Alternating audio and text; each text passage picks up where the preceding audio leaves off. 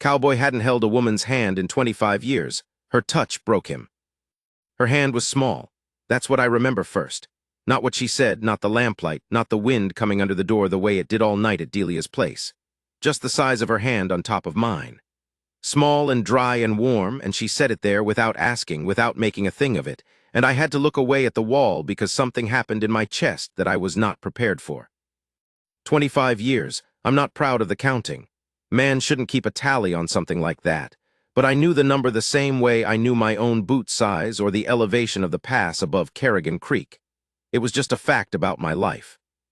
25 years since a woman's hand had been on mine, and I'd gotten used to carrying that the way you get used to a stone in your boot. After a while, you don't feel it separate from yourself anymore. It's just the way walking feels. Her name was Delia Marsh. She ran the way station at the fork of the Sulphur River Road, the one most people called the Widow Marsh's place, though she never called herself that. She was maybe 40, maybe a year or two past. Dark hair gone silver at the temples. A way of looking at you that was neither warm nor cold, just level, like she was reading a map and you were the terrain. I'd stopped there dozens of times over the years. Stage road business mostly, or coming through on a drive. She'd sell you a meal and a place to sleep your horse, and she didn't make conversation if you didn't want it. That's what I'd always liked about Delia Marsh. She didn't push. I didn't know the night I'm talking about that I was about to come apart. Let me go back a little. I was born Cass Whitfield in a place called Mineral Flat, Texas in 1841. That puts me at 53 years old the winter this happened, though I've been told I look older, which doesn't bother me. I wore my years the way I wore my coat. They were mine, I'd paid for them, and I wasn't going to apologize for how they fit. My father ran cattle on a lease that was never quite big enough. Not a bad man, not a weak one. He worked every day he was able, and he died at 61 with his debts settled and not much else. And the county came to his funeral and said the right things, and I believe they meant them. He was respected. He just had nothing left when the respecting was done. I learned from him that the land was neutral. It didn't care what you put into it. That's a hard lesson for a boy who wants to believe his effort means something. I spent most of my young life trying to argue the land out of that position. Lost every argument. My mother died when I was 11. Pneumonia, the winter of '52, one of the cold years when the sulfur froze over bank to bank. She was a thin woman with a way of humming when she worked. Some tune she never named, just a thread of sound while she cooked or mended. And for a long time after she was gone, I'd hear that tune in my head and have to stop what I was doing and wait for it to pass. That happens less now. I'm not sure if that's healing or just time grinding things down to where you can't find the edge anymore. I was 22 when I married Ruth Calhoun. She was from a family up near Bastrop, a schoolteacher's father, a practical mother, 3 sisters who all had their father's long-boned look, and Ruth had it too, that tallness. She was the kind of woman who made a room quieter just by being in it. Not quiet the way silence is empty, quiet the way a well is quiet because there's something deep and still at the bottom of it. I didn't deserve her, probably, but she picked me and I didn't argue. We had 6 years. That's not nothing. Some people don't get 6 good years in a whole life. We had our place on the Sulphur, a 2-room house I built from the ground up, and a garden she kept, and a dog named Porter who was no account but good company, and we had 6 years of the ordinary weight of a life.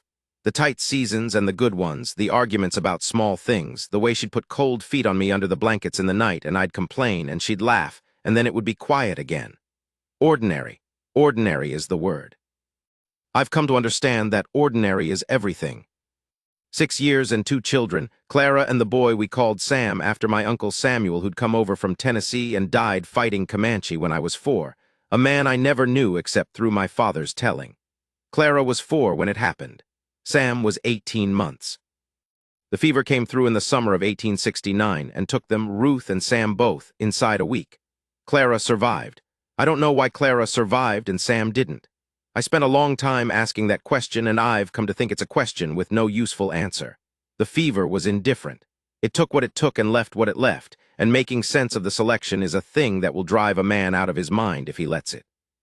I sent Clara to Ruth's sister in San Antonio, a woman named Margaret who'd always wanted children and never had them, and who I believed would raise my daughter right, and she did. I wrote to her once a month for the first year, and then I rode north, and I didn't stop for about 2 years, and the letters got irregular and then resumed, and I don't want to get into what those 2 years were. If you've ever lost everything in a week, you know. If you haven't, there's no honest way I can put it to you. I will say this, grief, real grief, is not what they write in books. It doesn't make you noble or reflective or wise. It makes you stupid and mean and dangerous to yourself, and the fact that you come out the other side doesn't mean you come out right. You come out rearranged.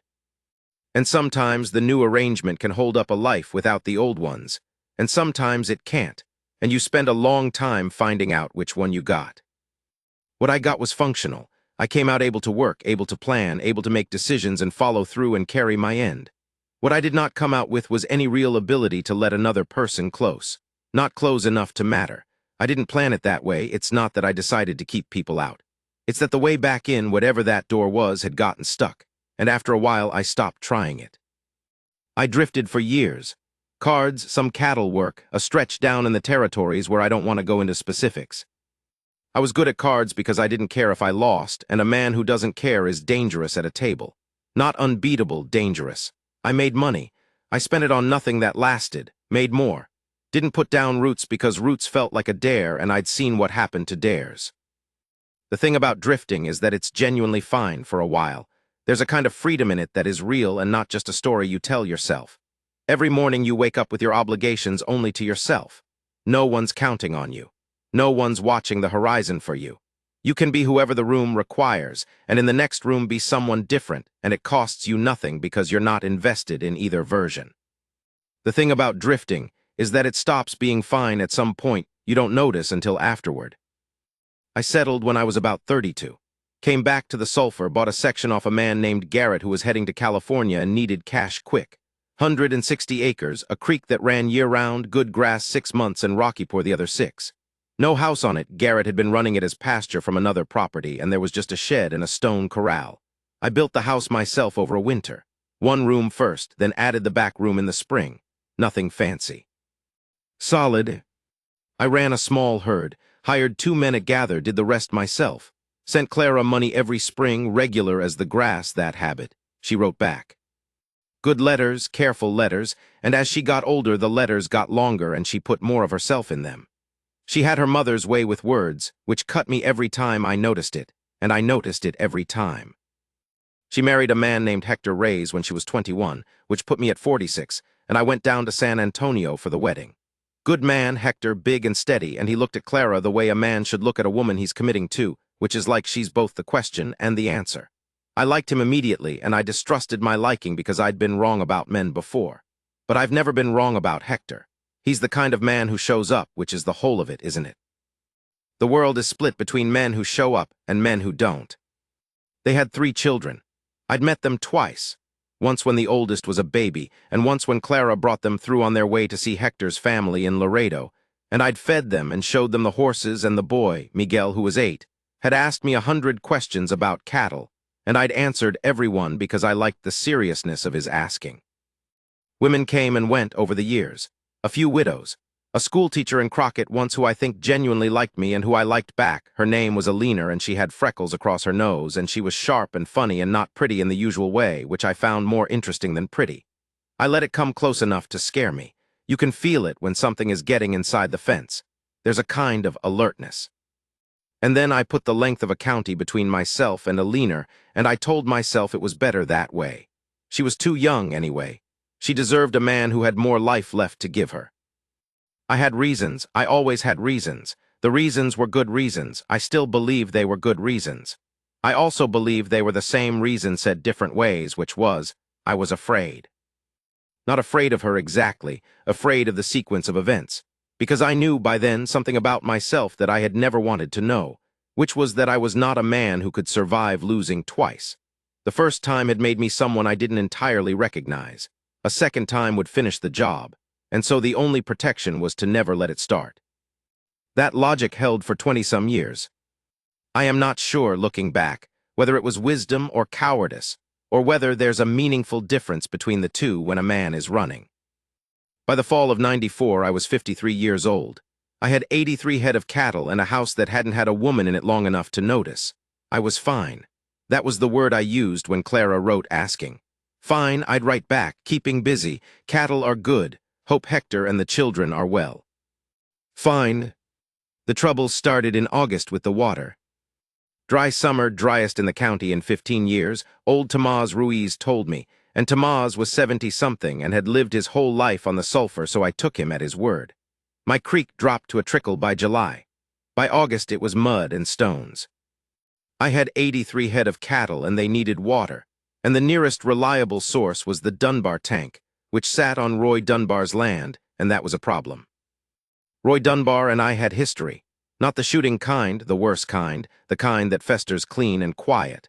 A boundary dispute 3 years back that had gone to the county and come out in my favor, which meant Dunbar had to move a fence he'd built across what was legally my eastern edge. 40 feet of fence, 2 posts, maybe 2 hours of work. He'd spent twice that arguing about it, and he'd lost, and he'd moved the fence, and he'd looked at me across the property line with eyes that had nothing warm in them. And I'd known then that we were done being neighbors in any real sense. I went to him anyway, hat in hand, because the cattle needed water and I was not going to let them die to protect my pride. I sat in his parlor and I offered him a fair rate for access to the tank through the dry months. I'd have horses bring water to a trough on my land, or I could run the cattle through his eastern gate to drink twice a day, his choice on the method. He was polite. He said he appreciated my coming to him. He said he'd think on it. He thought on it for 3 weeks. I lost 4 head in that 3 weeks, sold 12 more at a price that would have shamed me in a wet year. The remaining 67 were thin and getting thinner, and I was hand-hauling water from the neighbor on my north side, a widow woman named Patsy Garrett. No relation to the man I'd bought my land from, who had a reliable windmill, and who let me use it out of a decency that I appreciated more than I showed. I got a letter from Dunbar's lawyer on a Tuesday in September. Formal letterhead, careful language. The tank access would cost me twice my annual gross from the cattle operation, payable in advance, or alternatively, I could discuss the sale of my eastern 60 acres at a price that would barely cover my current losses and nothing else. In other words, sell me what I want or lose your herd. I sat with that letter a long time. I had savings. Years of careful putting aside, money from the card years that I'd never spent because I'd never wanted anything badly enough to spend it on. But wiping it out to water cattle for 6 months while Dunbar sat comfortable and waited for me to have another dry year, that wasn't a solution. That was one play in a game where he had more chips and more patience, and I would eventually run out of both. I wrote back that I'd have an answer by month's end. Then I did something I hadn't done in years. I went to town and I played cards. Not for the money, though the money was good, 3 nights at the Occidental. Nearly $400 that I didn't need and didn't particularly want. I played because it was the one thing I was still good at that required nothing from me personally. Sit down, read the room, read the faces, play what's in your hand. Keep the surface still and let the reading happen underneath, below where anyone can see it. No one touches you at a card table. Everyone keeps a polite distance, which is only correct, and the whole arrangement runs on formality and small deceptions, and nothing that has to do with caring about any living soul. There was a man at the table the second night, young, maybe 25, all confidence and noise, who reminded me of myself at that age. Playing big, reading nothing, winning on luck and losing on character. I cleaned him out in 2 hours and then felt lousy about it, which surprised me. I left him his stake back and he looked at me like I'd lost my mind. Maybe. The third night I played a man named Dobbins who ran freight out of Waco and who was, in his quiet way, one of the better card players I'd sat across from in 15 years. He didn't show anything. Not pleasure when he won, not irritation when he lost, not anticipation when the cards were coming. Just a flat, even surface like still water, and underneath it the thing that was going to take your money, moving patient and without hurry. I beat him, but it took all evening and I had to actually work for it, which I hadn't had to do in a while. When we were done, he pushed back from the table and offered his hand and said, "You play like a man who's been at this a long time." He meant it as a compliment, I think. I thanked him and meant it, and I sat with the emptied table a while after he'd gone and thought about what he'd said. A man who's been at this a long time. I was 53 years old and I had been at this, the cards, the drift, the careful distance from anything that required me to be fully present, a long time. Longer than I'd meant to. The thing about a temporary arrangement is that if you're not careful, it becomes a permanent one without you ever making the decision. I cashed out and rode back to the hotel, and I lay on the bed in the dark and looked at the ceiling and thought, what am I doing with the time I have left? Not in a dramatic way, just as a practical question. A man with a business problem asks what are my options, and I was asking the same thing about a life. I didn't come up with much that night, but the question stayed with me, which was something. I was on my way back to the ranch early October when I had to stop at Delia Marsh's. My horse had thrown a shoe on the rocky stretch south of the fork, caught it wrong on a root crown where the road went soft, and I wasn't going to push him lame for another 8 miles. It was late afternoon going on evening, and there was weather building to the northwest, the kind of sky that turns the color of a bruise above the caprock and means business. Delia was splitting wood when I rode in. She looked at my horse's gait first, then at me. "Throw a shoe," she said. 2 miles back. "Henderson's in town until tomorrow." That was the farrier. "You're welcome to the barn and supper, if you don't mind company." I said I didn't mind, which was my standard answer, meaning I was neutral on it. She had 2 other guests that night. A drummer named Prewitt, selling tinware out of a wagon he'd left at the roadside, a talkative man, the kind who fills silence not because he's uncomfortable with it, but because he genuinely can't tell when the room would prefer quiet. And a couple, young, married maybe 2 years. The husband's name was Sanderson, I think, or something close, heading west toward some family of hers. Young couple still in the habit of touching each other without meaning to, without noticing they were doing it. The way she'd put her hand on the back of his chair when she got up. The way he'd adjust her shawl at the door without being asked. Small contacts that didn't mean anything in particular, just meant, "I know you're there. You're mine, I'm here." I watched that without meaning to. I looked away when I caught myself watching. Looked at my coffee cup and thought about the Dunbar letter and the cattle and all the practical problems that were mine to solve. And that was sufficient occupation for a man who didn't want to sit in Delia Marsh's kitchen, noticing what a married couple's hands looked like. Supper was beans and salt pork and cornbread, and it was good. Delia cooked the way she did everything, without ceremony or waste. The drummer talked too much about territory roads and the state of the stage lines and some business in Fort Worth he'd heard about. The Sandersons talked to each other in low voices about something private. Delia ate quietly and poured coffee when cups went empty and offered more cornbread and let conversation happen around her without forcing it or killing it. That was a skill, I thought, not a small one. After the drummer went straight to bed, the Sandersons said good night. Delia and I were left at the table with the lamp between us and the wind starting up outside, that low moan it makes when it comes across the flats in October. A sound I'd been hearing my whole life in that country. That particular lonely note, like something tuning up for a longer song that never quite gets going. I should have gone to bed. I wasn't tired. The Dunbar thing was on me, the way it had been for weeks, not a consuming thought, more like a low-grade hum at the back of everything, the way a tooth aches before it really starts to ache, and you keep testing it with your tongue to see if it's worse. And under the Dunbar thing was everything else. The summer's losses. The cattle and the money and the long, arid arithmetic of a life run close to the margin. And under all of that was something I didn't have a name for that night, though I know what to call it now. "You look like you're fighting something," Delia said. I looked at her. She was refilling her own cup, not looking at me. "Dunbar water business," I said. "Heard about it. Word gets around on this road." She sat back down, wrapped her hands around the cup. "You going to sell him the 60? "No." She nodded once, the way she did, a single nod that meant she'd heard, filed it, wasn't going to argue with it. "Then you'll have to find another way." "Working on it." She looked at me then, direct, not unkind. "Cass, you've been coming through here going on 12 years. You always look like you're carrying something. Tonight it's heavier than usual, and it isn't just Dunbar." I didn't answer. "You don't have to tell me," she said. "I'm just noting it." The wind found the gap under the door, and the lamp flame bent sideways and came back. Outside something, a shutter, a loose board on the woodshed, banged twice and then was still. I looked at the table, the wood grain in it. Old pine, worn smooth at the edges. A dark ring burned into it where someone had set something too hot a long time ago. I traced that ring with one finger and I thought, I'm a 53-year-old man sitting in a way station kitchen in October, and I am about to say something I have not said to anyone in a very long time, and I don't know why tonight is the night. And I don't know if it's the Dunbar thing wearing me down or the long summer or the young couple's hands at supper. But something in me is thin right now, thin and about to give. "My wife died 25 years ago," I said. "And my boy, same week. I sent my daughter to her aunt in San Antonio, and I rode out, and I never really came back. Delia didn't say anything for a moment. Didn't make the sorry sound, that compressed breath that people use to fill the space between themselves and a grief they don't know what to do with. She just let it sit in the room. "To the living of your life, you mean?" she said. That was exactly what I meant.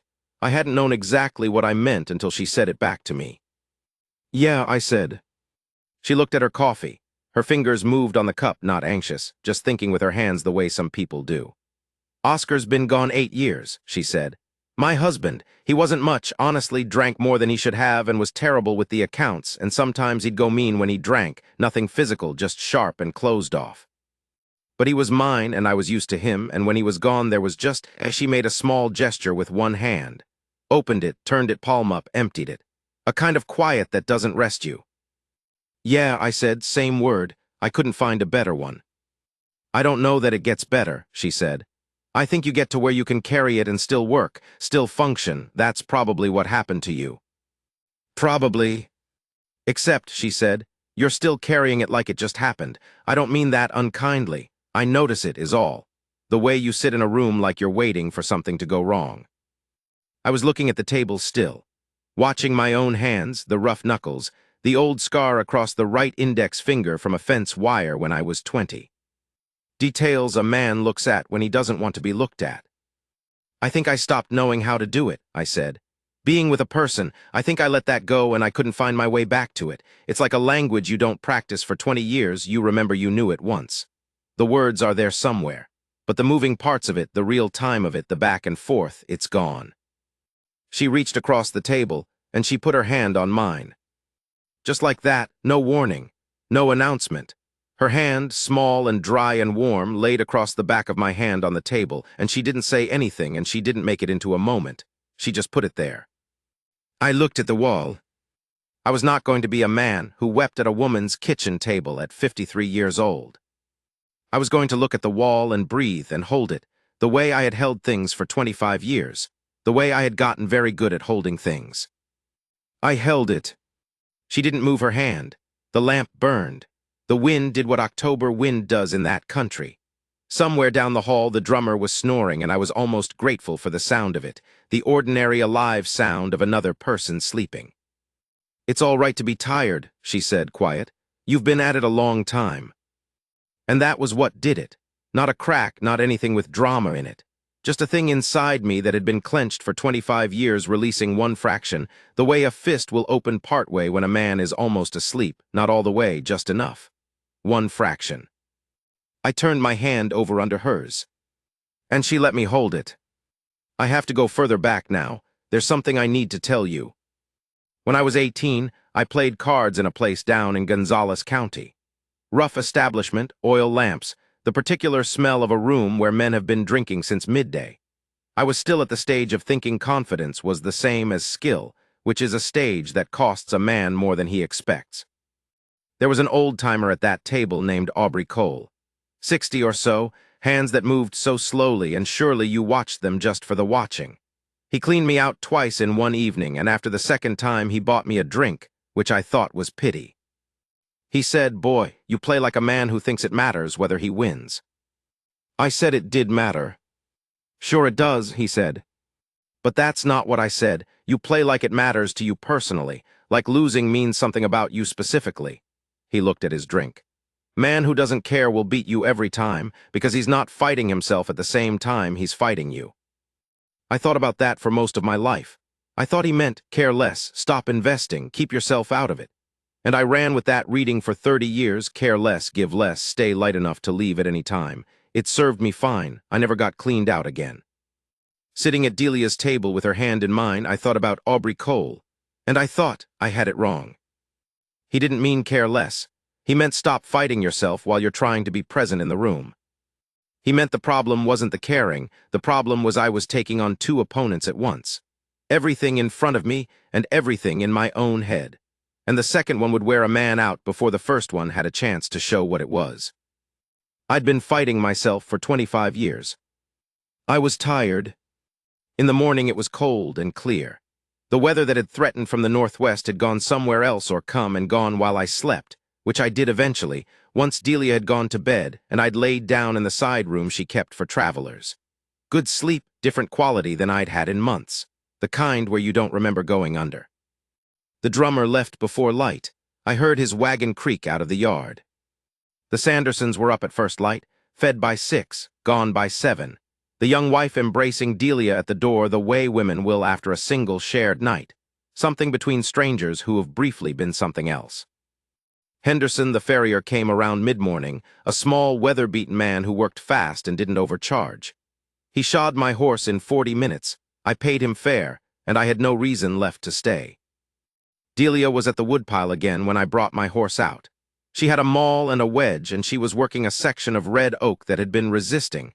I could see she'd been at it already, the split edges going gray at the grain. She looked at me and then at the road. "Cold coming properly now," she said. "Yeah." I stood there with my horse's reins in my hand, and I was 53 years old, and I had not been in practice at this for 25 years, and I was aware, in a way that was almost funny if you had enough distance on it, of how stupid I must look standing in this woman's yard, unable to say what I wanted to say. "I'd like to come back," I said. "Not stopping through, come back on purpose, have supper, talk." I paused. I don't know how else to put it. She set the maul down against the block, looked at me, that map-reading look. "All right," she said. "Not fast, not slow, just all right." I rode out. About a mile up the road, I stopped my horse and sat there. The October sky above me flat pale blue with no warmth in it yet, the grass on both sides brown and moving. A crow going south, 3 of them, their calls spaced out like measurements. Something in my chest that I was trying to name. Not happiness. Happiness was too bright a word for it, too clean, more like the quality of a door standing open that you'd believed for years was sealed. Not walking through yet. Just the fact of it being open, the air that comes through. I sat with it a while. Then I rode on. The Dunbar thing got settled, but not the way I'd been thinking about it. I went to see Tomás Ruiz the week I got back, because Tomás knew the sulfur watershed the way a man knows the rooms in his own house. What I'd been turning over was this. The creek that ran through my property came off the same aquifer as most of the water in that section of the county, and if the aquifer was low enough in a dry year to drop my creek to mud, Dunbar's tank was running off something secondary, surface drainage from the northwest draw, seasonal, unreliable in a sustained drought. Tomás confirmed it. Dunbar's tank was fed primarily by that northwest draw. In a 2-year drought, 3-year drought, it would silty up and go dry. Dunbar knew this. He'd been watching the water table the same as everyone. The reason he wanted my eastern 60 was the creek access, the only year-round surface water in that part of the county. He wasn't trying to weather one dry summer. He was trying to get in front of the next 10 years. He wasn't a fool, I'll give him that. He saw what was coming. He just thought he could run his problem off onto me, which was a thing men with more money than decency often believed they could do. I sat with that information for 2 days. Then I went to see Edgar Pratt. Edgar was a county water commissioner, a careful man who kept good records, and who I'd done a favor for during my card years that I won't go into except to say he'd remembered it. I laid out what I believed about the Dunbar tank's long-term reliability, and I asked Edgar if the county had surveyed that drainage. He said he hadn't looked at it in some years. I asked him to look. Edgar looked.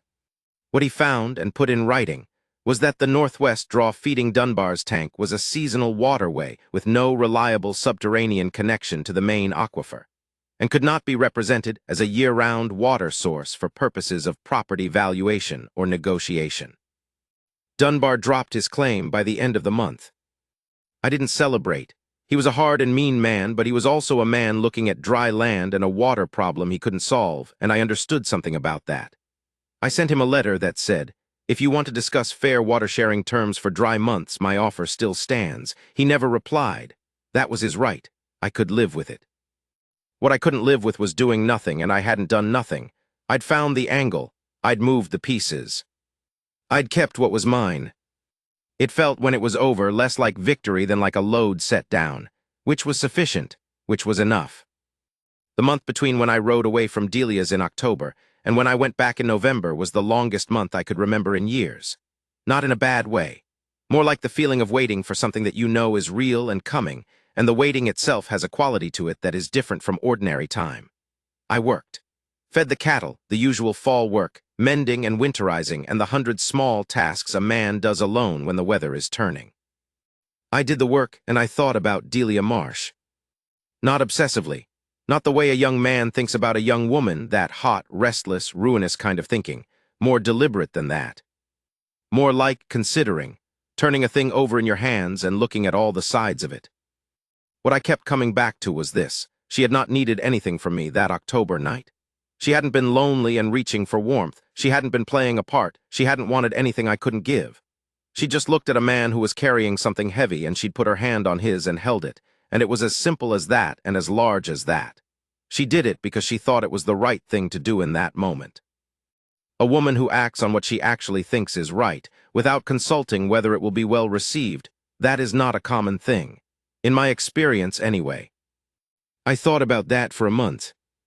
I went back to Delia's in November, like I'd said. Came in on a Thursday afternoon, told her I was going to town for supplies in the morning, which was true, and asked if I could stay the night, which I could have phrased better but didn't. She said yes without ceremony. She had a pot of venison stew on from a deer one of the Ruiz boys had brought her, and we ate it at the table, and I told her about the Dunbar resolution, and she asked good questions, not flattering questions, useful ones, the kind that show a person understood what you said and wanted to understand it further. I liked that about her. She didn't listen to be polite. She listened because she was interested, and there was a difference.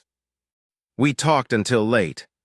Not about anything particular. Her son Freddie up in Kansas, who was doing well in the grain trade and who she clearly missed without making much of it. My Clara, what Hector was like, the grandchildren. The dry summer and what we both thought next year held. She had opinions about everything, stated plainly, not loudly.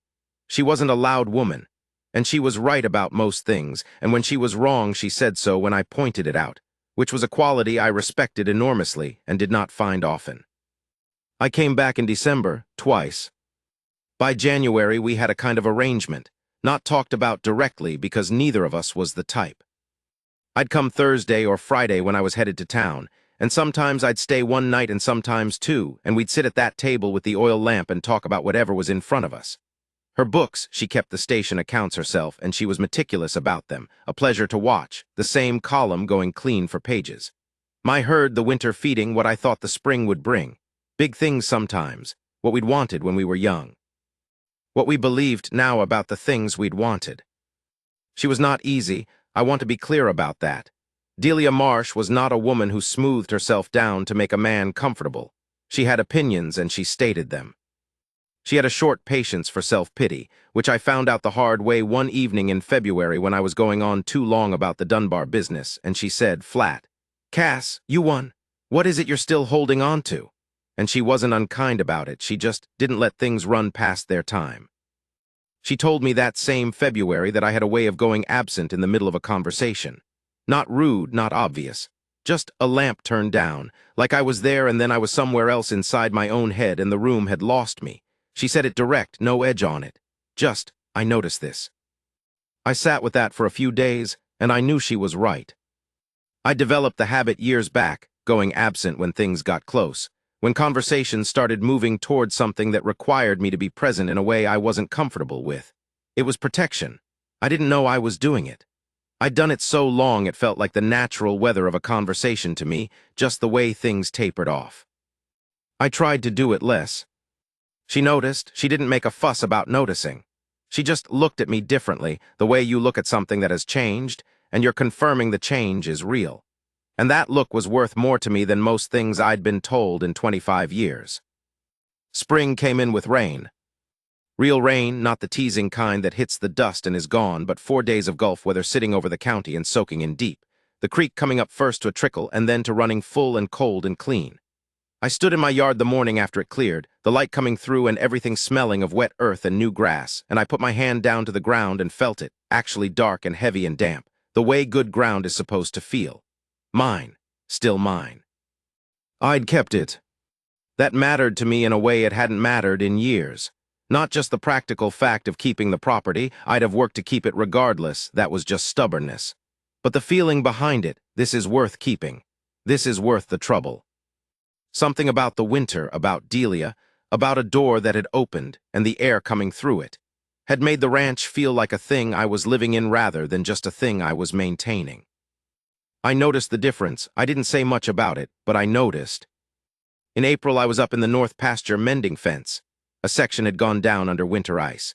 2 posts heaved out and the wire run slack across the ground, when I heard a horse coming up the road at a pace that meant urgency. I came out of the tree line to look, and it was one of the Ruiz boys, Tomaz's grandson, a kid of 15 named Diego who ran errands on the Sulphur Road for various people and who I had always found reliable. He pulled up when he saw me, his horse blowing hard. "Mr. Whitfield," he was breathing like he'd been riding fast for a while. "Mrs. Marsh sent me. She said tell you she needs you to come." "She all right?" He shook his head, not know, more like he didn't know or didn't want to say what he knew. "She didn't look all right," he said. "She looked scared." I was on my horse in 2 minutes and moving. What had happened?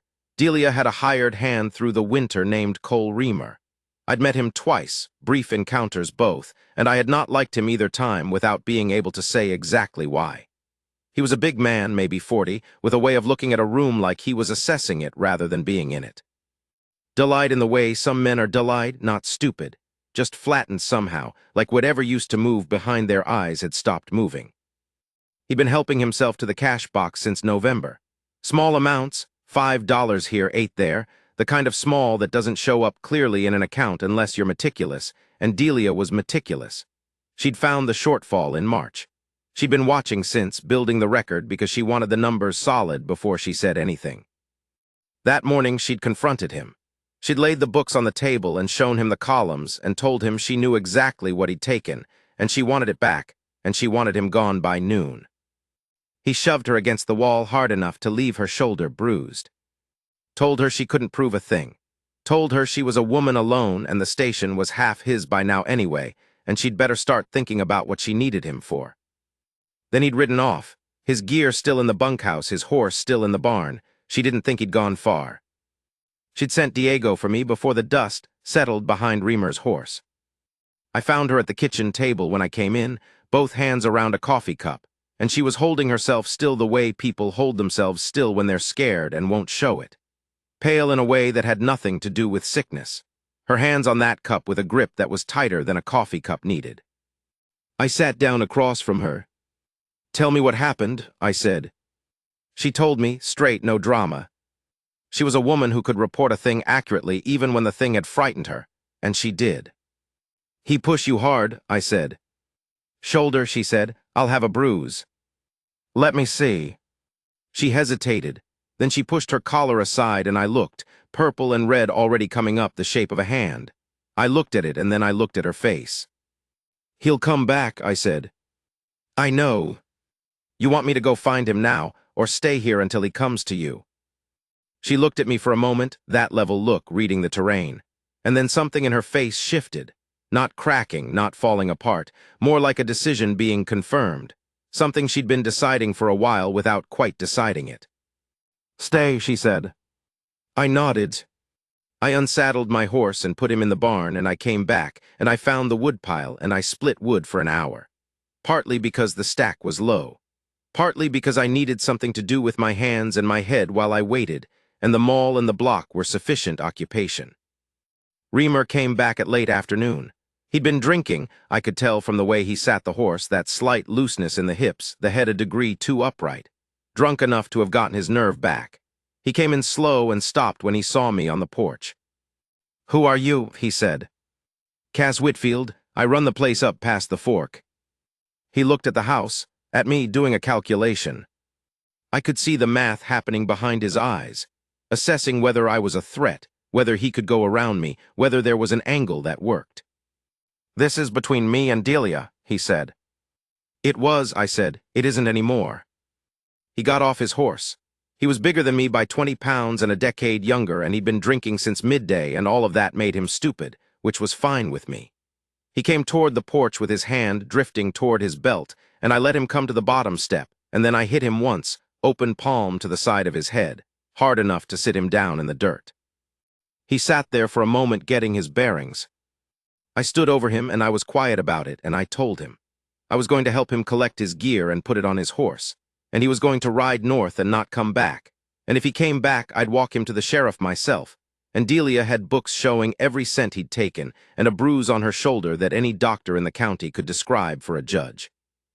And I told him that the amount he'd taken, which I'd seen in Delia's books the previous winter, was enough to get a man 6 months in the county jail at minimum, which he probably knew. He left, he got his gear, he put it on his horse, he rode north. Men like Reamer always leave when they understand you're not frightened of them. The whole show was bluster backed by calculation, and the calculation had changed. I watched him go down the road until he was small, and then nothing. When I came back inside, Delia was at the stove, water on for coffee. She moved without ceremony, without making a production of it, and I watched her from the doorway for a moment, the set of her shoulders, the deliberate calm of her, and I thought, there is a woman who has been handling things alone for a very long time. A very long time. And she is tired, too. She just doesn't put it where people can see it. She poured 2 cups. "You didn't have to come," she said. "I know." She turned around and looked at me with both cups in her hands and the afternoon light coming through the window behind her, and she said, "Cass." "Yeah. I'm glad you came." She crossed the kitchen, set the cups on the table. And then she put her hand on the side of my face, not the way she'd held my hand in October, not tentative or quiet. Different, something in it that was decided, that had been deciding itself for months and was now done deciding. I covered her hand with mine. I was 53 years old and I was tired in ways that went past the body and into somewhere deeper. And I was standing in a woman's kitchen in the April light with her hand on my face, and she was real and warm and close and not going anywhere. And I was not, in this moment, alone. "I think," I said, "I'd like to stop going back and forth." She raised an eyebrow. "I mean, I want to be here," I said, "not stopping through here if you'll have me." She didn't answer right away. She looked at me the way she looked at problems she was actually solving, not thinking around them, not deferring, working them through. Then she said, "The way station is mine. I'm not giving it up." "I wouldn't ask you to. And I'm not easy to live with." "I know that," I said. "I'm not either." Something in her face moved toward a smile, just the edge of one. "No," she said, "you're really not." Then she said, "All right. There's a thing I need to tell you near the end of this." In November of that year, Delia and I about 6 months into the living of it, the actual dailiness of a life shared, Clara came up from San Antonio with Hector and 2 of the 3 children. First time she'd come this far north. She'd been asking in her letters, and I'd been finding reasons to put it off, which I now understood was the old fear in a new configuration, not afraid of losing her, but afraid of what it would mean for her to see me. To see this. To have an opinion about whether it was right. She stayed 4 days. Hector was easy company, a man who understood how to be present without crowding a room, which was a skill I appreciated. The children, Miguel and the younger one, Rosaria, found the horses immediately and needed supervision and provided activity that kept everyone from having to make deliberate conversation, which was a relief. Clara watched Delia the way women watch other women in a shared domestic space, thoughtful, assessing without being cool about it, and she watched me. I could feel her watching me the way you feel weather coming, not unpleasant, just, you know something is building and you wait to see what shape it takes. The second evening Hector took the children out to look at the stars, clear, cold November sky, good night for it, and Delia invented something to do in the back room, and Clara and I were left at the kitchen table. That table, with its old pine and its burned ring and 2 cups of coffee between us. Clara looked at her cup for a while, then at me. "You seem different," she said. "Do I?" "Lighter," she said it like she was confirming something she'd suspected from my letters. "I've been thinking about it since we got here. You seem lighter." I turned it over. "Maybe," I said. "Are you happy?" she asked it straight. Clara always asked things straight, her mother's way. That word again, I sat with it longer this time. "I'm more than all right," I said. "That's the most honest answer I can give you." She looked at me, something in her eyes that I didn't know how to look at directly, so I looked at the table. Then she reached across and put her hand on mine, just for a moment, a quick press, and then her hand back to her cup, and what that did to me was quiet and enormous. The same gesture, the same size of hand, her mother's hand. I looked at the wall. I'm glad, she said, and I believed her the way I believe things that come without decoration, without extra words around them. The plain ones, the ones that cost something. I'll end here. Not because the story ended. It didn't. It's still going. Delia and I have been at it 3 years, and some of it has been hard, and some of it has been easy, and most of it has just been real and continuous, which is its own kind of good. But I've said what there is to say. A man can hold himself apart from his own life for a long time. He can do it so completely that the apartness becomes the life, and he can look at it from outside and call it sufficient, and he can mean it. That's the part I want to be honest about, because I've heard men tell these stories like they were obviously suffering all along, like anyone with eyes could see what they were missing. That wasn't how it was for me. I was not visibly suffering. I was functional and careful, and I kept my affairs in order, and I was, in every material way, fine. What I couldn't see, what I didn't have the angle on, was that I'd made a decision in the winter of 1869, under the pressure of a grief that was bigger than I was, and that decision had never been revisited. I decided that caring deeply for another person was a debt you'd eventually pay in full, with interest, and the interest would be more than you had. So I stopped taking on the debt, and then I told myself it was wisdom, and then I believed it. Delia didn't argue with that. She didn't lecture me out of it. She didn't try to reach around my defenses and pull me out by force, which wouldn't have worked anyway. She just put her hand on mine and held it when I turned it over. That's the whole of it, and it's enough. One thing. There's a particular quality of October light on the Sulphur River country, the low, amber, late afternoon kind that comes after the leaves have turned, and everything is going brown and gold, and the sky has that depth to it that summer doesn't have. I see it every year, and I've never been able to say what it is exactly, just that it feels like something that has been here a long time and knows it. Patient. I was riding back from town last October, year 3 now of this new configuration of my life, and I came over the rise where the road drops down toward the fork in Delia's place, and the light was doing that thing it does, and I could see the smoke from her stove a 1/4 mile off, and the yard, and the woodpile where I'd left a good stack that morning, and the light on all of it. I pulled up for a moment, not for any particular reason, just looked at it. That was mine, that smoke, that yard, that woman moving somewhere inside that house, mine to come home to. I sat there with that for a minute. The horse moved his ear back at me, wondering what we were doing stopped on the road. Then I rode down to her,